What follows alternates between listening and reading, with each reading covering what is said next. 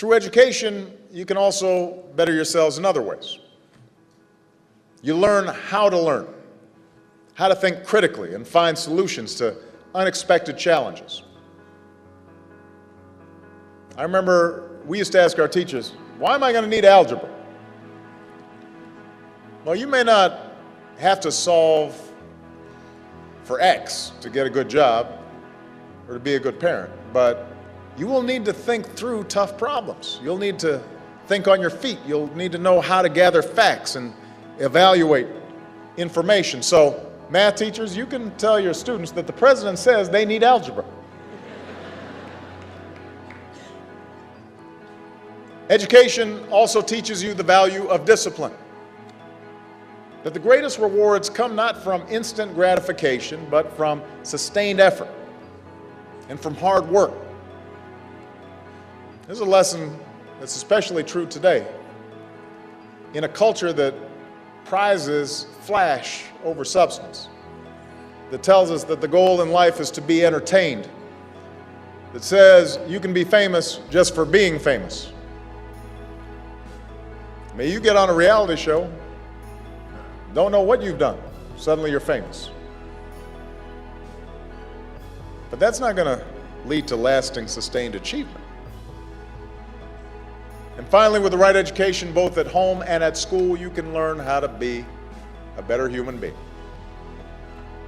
For when you read a great story or you learn about an important moment in history, it helps you imagine what it would be like to walk in somebody else's shoes, to know their struggles. The success of our economy will depend on your skills, but the success of our community will depend on your ability to follow the golden rule, to treat others as you would like to be treated. The good life. Everyone wants the good life. For some people, it may be relaxing on a beach. For some people, it may be traveling, infinite freedom. People spend thousands of pounds or dollars to go to university to study, to get a job.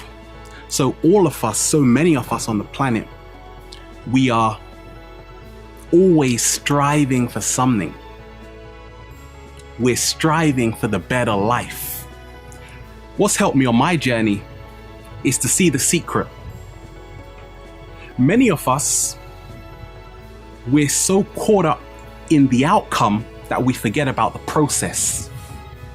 To live better, we have to tune into the process, which is the present moment. Many of us, we're working day in, day out, but in the process, we are killing ourselves, and by the time we have what we want, it doesn't even matter anymore. So on my journey, I say, I am already there. It's fantastic. I don't say I want happiness. I remove the I, which is the ego, the want, which is the desire. I say happiness. And, you know, not to get into my hip hop form, but that's just what it is, okay? And I'm just trying to set the bar that you can do what you want to do because the world is yours. Disregard the loud ladies walking past. I'm just playing, ladies. You can do whatever you want. The world is yours. And I'm telling the young cats of our generation, don't discriminate against anybody because we're all one generation. And that's some important shit, yo. I mean, who would have thought a ghetto kid with gold teeth and French braids from the hood would be in Vogue and GQ on the same month, at the same time, about the same shit? Who would have ever thought Interview magazine would have did an 8-page spread? Who would have ever thought Complex magazine a cover with a gay designer, Jeremy Scott, which was an idol of mine because I admired his fashion and I admired his art since late teen. Who would have thought I would have did that? You know why? Because I didn't let the negativity hold me back. And that's what's holding y'all back, negativity, man. Straight up. That's real. Don't give a f what nobody say. Do what feels right to you. You know who you are. Do you know who you are and be you, and I'm me. I'm happy being me. Feel good to be me right now, man. Straight up. The universe of passion is open to everybody. But many people don't know. They believe passion should come down from the sky. No, you go to find your passion. Passion will not come to you. It's like luck. Luck cannot come to you. You can buy as many lotto things, you can make bets on Barcelona and Madrid. Luck will never come to you. But you go to luck. That's much more secure. You go to take luck. If you are stay till luck comes down to you, forget. You will die and no luck will ever come. Luck is a process where you move to luck and you take luck and you say, come on, luck, I keep you now. And you take another one tomorrow and so on. Fourth thing that I personally did to beat procrastination and to achieve impossible things, my most meaningful goals, was to create distraction-free environments. Now, I want to share two things with you. I read recently Andre Agassi's fantastic book, Open. And in Open, he talks about the fact that when it comes to his tennis bag, no one touches it.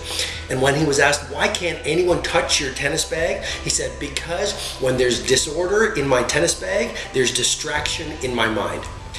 Similarly, when there's disorder in your workplace, when there's disorder in your home, when there's disorder in your physical environments, when there's too much distraction, you will not be focused, you will procrastinate, and you will not get big things done. I guess what I'm suggesting to you is in your work environments, whatever those work environments are, if there's distraction, if there's Facebook notifications on, if there's mess, all of those things will allow you or encourage you to procrastinate. You'll check your Facebook feed, you'll check Twitter. If there's papers around, what you'll do is you'll start picking up the papers. What you want to do as much as possible, what I personally did that was really another game changer, was these distraction-free work environments.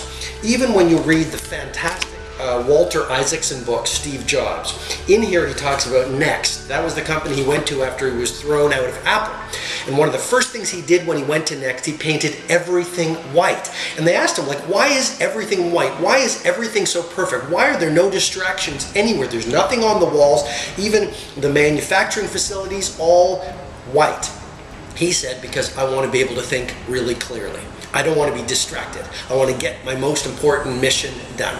So the fourth idea that worked for me, I know it'll work for you, is distraction-free environments. Clean out the distractions, work alone as much as possible, get rid of the clutter, because mess creates stress, it diminishes your focus, and it allows you or encourages you to procrastinate.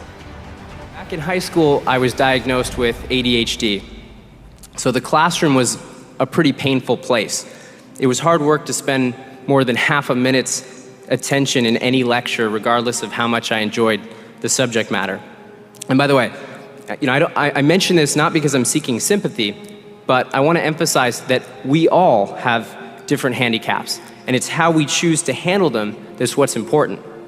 We can be paralyzed by self-pity, we can lower our expectations, we can give up entirely. But those of us who choose to power through and simply opt for redoubling our efforts improve our chances for success dramatically. But you cannot just get into analysis paralysis either, and that's why you also have to, on a daily basis, actualize your dreams. What do I mean by that? Well, I hope you've read some Abraham Maslow and this concept of self-actualization, becoming our best. But you have to actually show up every day and inch yourself forward toward these dreams. And not only show up every day and once in a while inch yourself, every day you have to actually take an action that moves you forward. Not just research, not just thinking. Look, the power of intention is great, but without any initiative, it's dead, right? A dream is great, but without any movement, it's dead. You have to be moving towards every day. You can send an email every day, you can make a call every day, you can write something every day, you can create something every day, you can contribute something every day, but it has to be daily, otherwise it will never become actualized. The highest performers in the world didn't get there because they were lucky. They worked at it longer than everyone else. They had a better work ethic, and it's not that they necessarily always worked harder, they worked smarter because they were doing the research. They were taking the time to visualize how they would be distinct, different, how they would survive the tough times. They really kept at it. keep every single day momentum going. And if you don't do that, there's no chance.